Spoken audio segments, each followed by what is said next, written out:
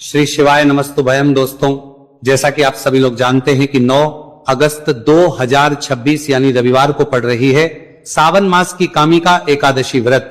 और दोस्तों, ये वह तिथि है जो सावन मास में पड़ने वाली सबसे बड़ी तिथि कामिका एकादशी व्रत है, क्योंकि यह रविवार के दिन पड़ रही है और इसका बहुत ही बड़ा और विशेष महत्व होता है। पूज्य गुरु जी ने कहा है कि अगर कभी भी मौका लग जाए और 9 अगस्त सावन मास की कामिका एकादशी रविवार को पड़ जाए तो आप लोग को हल्दी वाले पानी का उपाय तो अवश्य ही करना चाहिए। इन दोनों का संयोग बहुत कम आता है। और इसी के साथ में गुरुजी ने अपनी शिव पुराण कथा में बताया है कि इस दिन आपको हल्दी वाले पानी का उपाय तो आपको अवश्य ही करना चाहिए, क्योंकि ऐसा दिन पूरे साल में सिर्फ एक ही बार आता है। और दोस्तों, आप सभी लोग जानते हो कि 9 अगस्त रविवार एकादशी का अगर सबसे बड़ा कोई उपाय है तो हल्दी वाले पानी का उपाय है। तो दोस्तों, इस रविवार के दिन आप लोगों को हल्दी वाले पानी का उपाय को जरूर करना है। बहुत सारे लोग होंगे जिन लोगों ने इस उपाय को ना किया हो, मतलब पूरा साल निकल गया, उन्होंने किसी भी दिन इस हल्दी वाले पानी का उपाय को ना किया हो। पर दोस्तों, आपके पास एक आखिरी मौका बचा हुआ है जो कि 9 अगस्त के दिन है। तो इस दिन आप लोगों को इस वाले उपाय को जरूर कर लेना है। भले ही आपने पूरे महीने भर इस उपाय को ना किया हो, पर अगर आपने इस सावन मास के 9 अगस्त रविवार एकादशी के दिन अगर इस वाले उपाय को कर लिया तो इस उपाय को करने का वो फल मिलेगा जिसकी आपने कभी कल्पना भी नहीं करी होगी।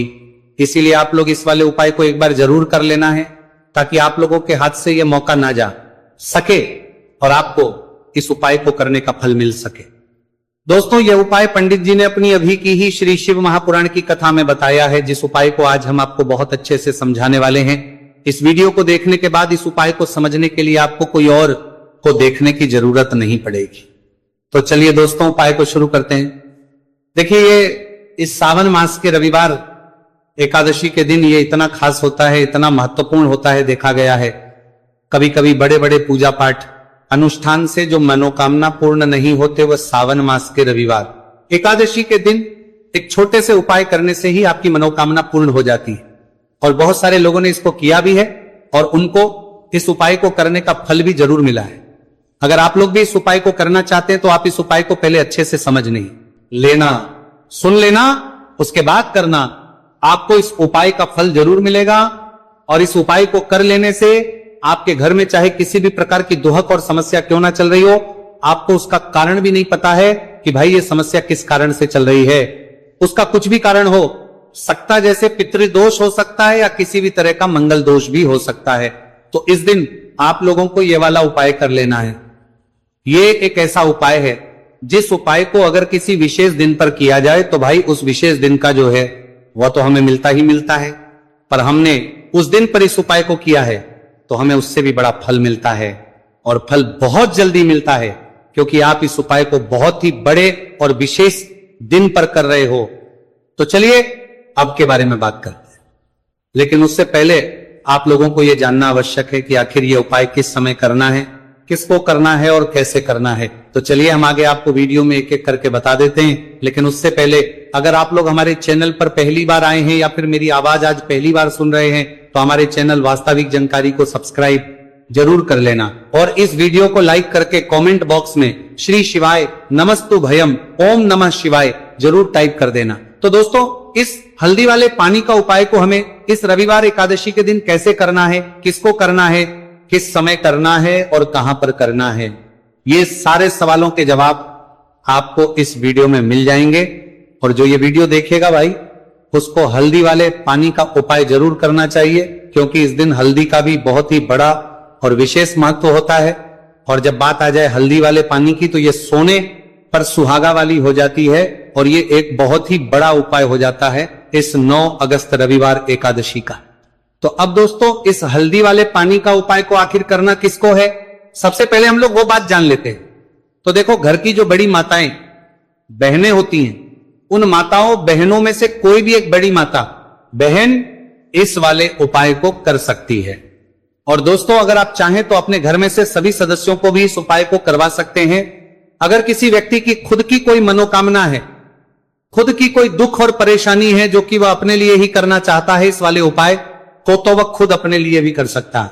बाकी अगर कोई घर में से ऐसा है जो कि अपने पूरे घर परिवार की सुख और शांति के लिए ये वाला उपाय करना चाहता है तो भाई वो भी कर सकता है, उसमें भी कोई दिक्कत वाली बात नहीं है। कहने का मतलब यह है कि इस उपाय को हर एक सदस्य भी कर सकता है और पूरे घर परिवार के सदस्य के लिए घर की बड़ी माताओं बहनों में से कोई एक मां भी कर सकती है। माताएं बहनें अगर घर में उपस्थित ना हो या वो ये वाला उपाय ना कर पा रही हो तो फिर घर का कोई बड़ा सदस्य भी इस हल्दी वाले पानी का उपाय को कर सकता है, चाहे फिर वह पुरुष ही क्यों ना हो, उसमें कोई भी दिक्कत वाली बात नहीं है। अब दोस्तों, जो अगला प्रश्न निकल कर आता है वो ये आता है इस उपाय को लेकर कि आखिर इस उपाय को हमें किस समय करना है, सुबह के समय करना है कि शाम के समय करना है। तो देखो, इस वाले उपाय को आप लोग सुबह के समय भी कर सकते हो और शाम के समय प्रदोष काल में भी कर सकते हो। अब अगर आप पूछो कि भाई सबसे उत्तम समय कौन सा रहेगा इस हल्दी वाले पानी का उपाय को करने का, तो हम आपसे बस यही कहेंगे कि इस उपाय को आप सुबह के समय करेंगे तो ज्यादा बेहतर होगा। बाकी अगर प्रदोष काल शाम के समय भी करेंगे तो भी अच्छा होगा, उसमें कोई भी दिक्कत वाली बात नहीं है। तो अब दोस्तों, जो अगली सबसे बड़ी और महत्वपूर्ण बात आती है वो ये आती है कि अगर हम उपाय को करेंगे तो हमें कितने बजे से लेकर कितने बजे तक के बीच में करना है, और शाम के समय प्रदोष काल में करेंगे तो हमें कितने बजे से लेकर कितने बजे के बीच में करना है। तो देखो, सुबह जितनी जल्दी हो सके आप उपाय को करने की कोशिश करना। बाकी अगर किसी कारणवश लेट भी हो जाओ, थोड़ी देर भी हो जाए, तो 10 या 11 बजे तक भी आप उपाय कर लेना, पर 12 बजे से ज्यादा देरी ना हो, ठीक है, इस बात का ध्यान रखना।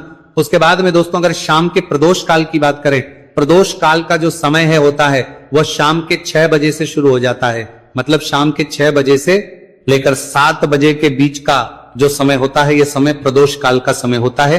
तो आप इस उपाय को 7 या 8 बजे के बीच में भी कर सकते हो। मतलब शाम के 6 बजे से रात 8 बजे के बीच में आप कभी भी इस वाले उपाय को कर सकते हो, उसमें कोई भी दिक्कत वाली बात नहीं है।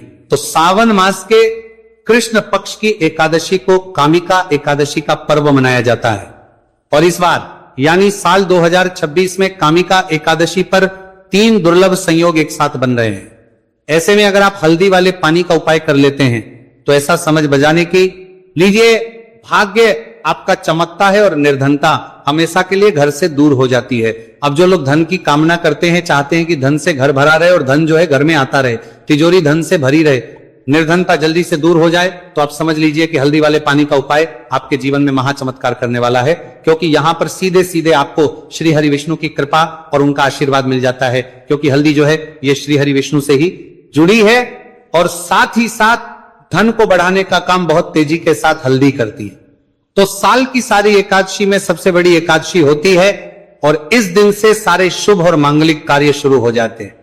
मां तुलसी बहुत ही प्रसन्न होती है और अपने भक्तों की मनोकामना को पूरा करती है।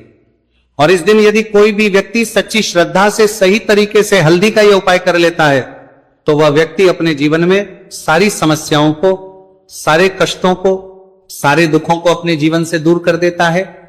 तो हल्दी का पानी जब आप अपने घर में डालेंगे ना, केवल आपके घर में धन आएगा, धन बढ़ेगा, बल्कि और भी जो आपके जीवन में दुख बीमारियां हैं, घर में क्लेश है, कष्ट है, सारे के सारे आपके जीवन से दूर होते हैं। क्योंकि यहां पर श्री हरि विष्णु के साथ मां लक्ष्मी की कृपा भी आपको मिलती है। साथ ही साथ आपको बता दें कि हल्दी जो है यह सुख और समृद्धि का प्रतीक मानी जाती है। जितने भी मांगलिक का हम करते हैं, शादी विवाह है ना, उनमें सभी में हम हल्दी जरूर लेते हैं, क्योंकि हल्दी सकारात्मक ऊर्जा को बढ़ाने का भी काम करती है, सकारात्मकता का प्रतीक होती है, और हल्दी जो है ये आपके घर में सुख समृद्धि को से बढ़ाती है। इसी के साथ जो लोग अपने घर में नकारात्मक शक्ति से परेशान हैं, बुरी शक्तियां अगर घर में आती है, घर में नजर पैसे को लगती है, व्यक्ति को लगती है, तब भी यह उपाय आपको बहुत लाभ देने वाला है। क्योंकि हल्दी जो होती है सारी नेगेटिविटी को, बुरी शक्तियों को, नकारात्मक ऊर्जा को हमें आपके घर से दूर करती है। जब भी आप हल्दी का उपाय करते हैं, हल्दी वाले पानी का उपाय करते हैं, चलिए बात करें कि कैसे हल्दी के पानी से आप अपने भाग्य को रातों रात चमका सकते हैं मां लक्ष्मी और श्री हरि विष्णु की कृपा प्राप्त करके। तो देखिए, सबसे पहले तो आपको इस दिन एकादशी, जिस दिन है एकादशी, सुबह स्नान करके आपको स्वच्छ वस्त्र धारण करने हैं। अगर आपके पास पीले रंग के वस्त्र हो तो कोशिश करें इस दिन पीले रंग के वस्त्र आप पहने। इसके अलावा आपको क्या करना है, एक लोटे में या किसी भी बर्तन में, ठीक है ना, शुद्ध जल आपको लेना है। उसके अंदर आपको थोड़ी सी पीसी हुई हल्दी डालनी है और थोड़ा सा डालना है गंगा जल, ठीक है ना। अब आपको क्या करना है, इस जल का छिड़काव अपने पूरे घर में करना है। लेकिन छिड़काव करेंगे कैसे? सबसे पहले घर के मंदिर में छिड़काव करेंगे। ओम नमो भगवते वासुदेवाय नमः, यह मंत्र बोलेंगे। अगर मंत्र ध्यान नहीं रहता है तो जय श्री हरि विष्णु, जय महालक्ष्मी बोलते हुए हल्दी वाले पानी का छिड़काव घर के मंदिर में करना है सबसे पहले। इसके बाद घर में भी कमरे हैं, जितने भी रूम्स हैं वहां पर छिड़काव करेंगे। घर का जो ईशान कोण है, यानी कि उत्तर और पूर्व के बीच की दिशा यहां पर, तो विशेषकर आपको इस पानी का छिड़काव करना है, जो हल्दी वाला पानी आपने तैयार करा है। इसके बाद आपको अपने घर के मुख्य द्वार पर जरूर से छिड़काव करना है, अंदर की तरफ भी और बाहर की तरफ भी। आपका मुख्य द्वार यानी कि लकड़ी का जो आपका दरवाजा है, ठीक है ना, वहां पर अंदर की तरफ भी हल्दी वाले पानी का छिड़काव करेंगे और बाहर की तरफ भी छिड़काव करते करते जय श्री हरि विष्णु, जय महालक्ष्मी, ओम नमो भगवते वासुदेवाय नमः, ओम नमो भगवते वासुदेवाय नमः, इस मंत्र का जाप करते करते आपको इस हल्दी वाले पानी का पूरे घर में एकादशी वाले दिन को छिड़काव करना है। इसके बाद एक गोल बाती का दीपक तैयार करेंगे। श्री हरि विष्णु के लिए शुद्ध घी इस दीपक में भरना है और रोई की गोल बाती लगाकर देसी घी से भरकर यह दीपक तैयार करने के बाद आपको अपने घर के मंदिर में श्री हरि और मां लक्ष्मी के सामने लगाना है। यह उपाय करने से हमेशा सुख और वृद्धि में भी वृद्धि होती है और हमेशा निरंतर आपके घर में धन का जो प्रभाव है वो बना रहता है। और कभी भी आपके घर में ऐसा नहीं होता है कि आज आपके घर